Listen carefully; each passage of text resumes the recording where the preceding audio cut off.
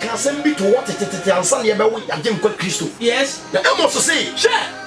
Young share, and not be able I said there will be a time.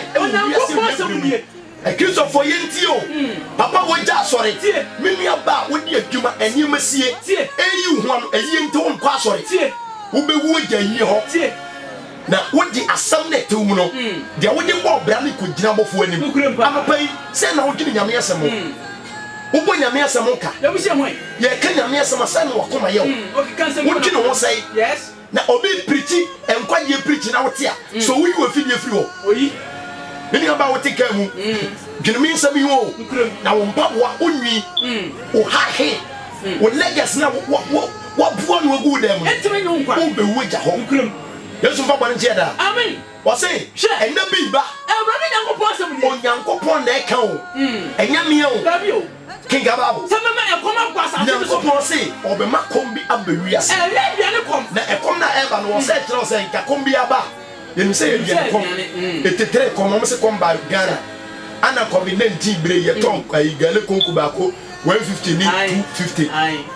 Na Bible say come na yeba na e ko se ne nimdia manipa emfu nipa ye na fish farming and the bitimi the soldiers dwembre and the nipa timi ye wo e ofie bra nye emo na ye kese nimdia ba ma nipa e investment ye di nya duane ti Bible say come na eba wiase no nya come anade anasu kom so nsi wiase bia bi se ne nimdie ko efa so to abula pra na sesa first you to abula na dia asase and no mitim dia ahoma hwe bi wura fam na to nsuo simple o say ensu kom ma wiase bi every say na mom e awrade asem na e kom na eba wiase ni the prince wo say nya bia ne kom ana yesu kom e awrade asem e nyankopon asem se nipa betie nyame asem no e ba ba ye kom abede nipa nukrem be pensuye na nipa bepe but one said no unam kedete ko hu preacher bebrebe but se ni papa benya daje se me tie wo say eye nyame asam de etie die na nipa ni tam say ye tie nyame asam e kom we ana se sa be wiase e di nipa se nipa tie nyame asam ko de ko hebo ko de be ko yi akotena wo ene na se wo kwa sori na sofo preacher wana watete mi Cindy, omu be jano. But one na ka onko. Asoli bi wa, ye na wana wape.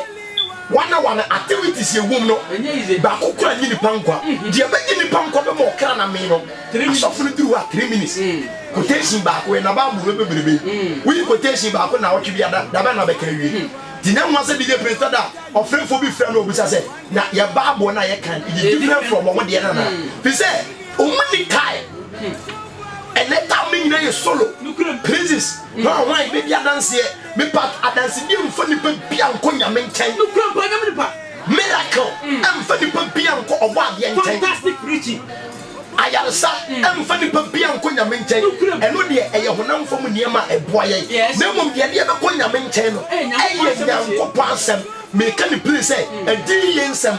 Say diffo bia se obi nkom wa mo bia wo obi ko abrochire wa mo bia adwuma ya fa na adwuma na obi certificate on fa nya adwuma but o ko diffo no wa de handkerchief bia se ne ni wa nya adwuma no me pa cho e wa asase so ntimi nya nkwanta enti enye aduane koma na sukom se nya aduane koma na sukom na mo awrade asem tie se ni petra asese en kenyam sam kire no obetira free abo anu akwa se Ghana obi Ghana president no free akọ Nigeria so fi wo nipa be chini Afria poano ko poano na wo ntutwade afria wo ntutwade sasa e calling afria tv from akopia apoya ni pape kwa ha ofri kamele wasisofo bi won kana obepa ya nsa okoso a enyi nyankopon asam na ye kan no kotie bi o so we shall already asem pape ka say ye kope nyankopon the word of God nanso anya den nanso ne radio so ni ba ye preaching edwom information centers TV so asofo adoso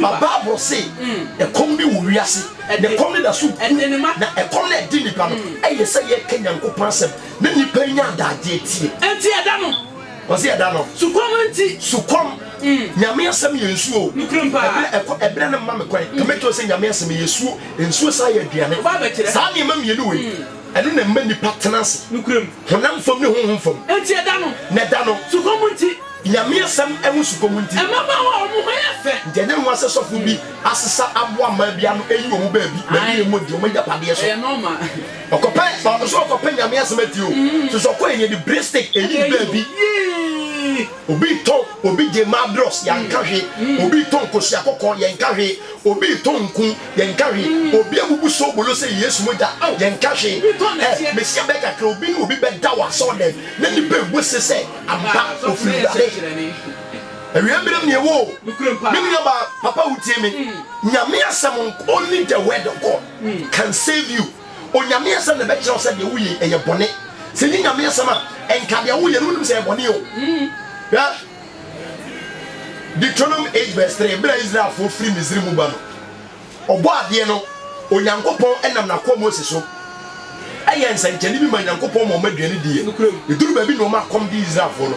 Deuteronomy 8 verse 3. Matthew 4:4. Aye quotation ba ko. Kinka Bible.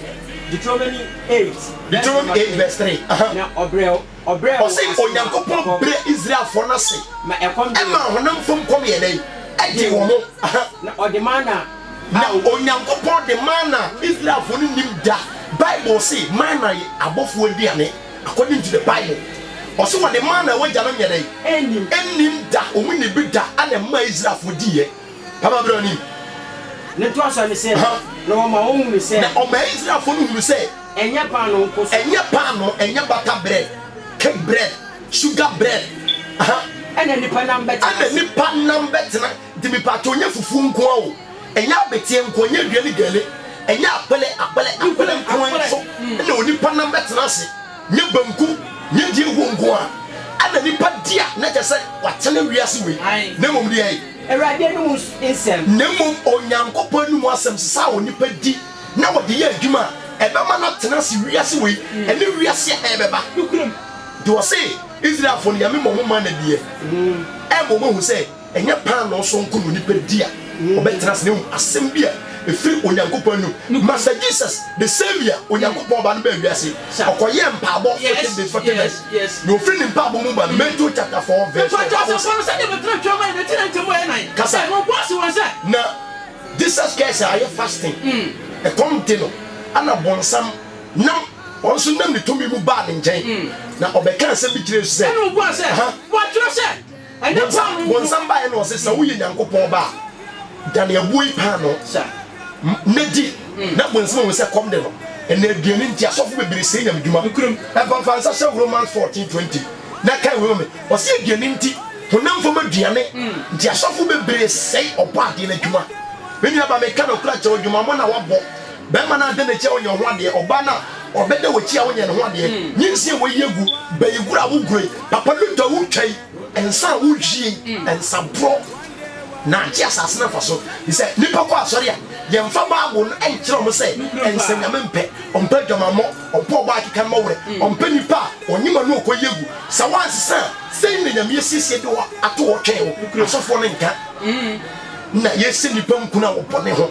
anopa mi say the food for the soul okra temu na biane o eno na dwene ho na nyame asem okra no ni honam fama biane bia oni watermelon oni apple oni nchewe oni nkube nsuo nyame asem na eye ne na biane Romans 14 verse number 20 aduane nti enso Onyankopon adwuma nipa bebre esai obade na adwuma because of food for their body aduane nti eni aba aduane nti wo ba adwuma yo se wo benya ka atonti papa wokom obi ne wradem fa bone nche amampa yimfo munye nyame asem o ahemfo ye fufu to di kosua atenkate agusu udi na okra na tumu na duane na de oyiwani ama no wadumtuni bi bo dwon se odofo pa wadi di amen na wo kraso e kom di ni dum na do de papa di presenter center abona machi nani papi e kom to mo obi e university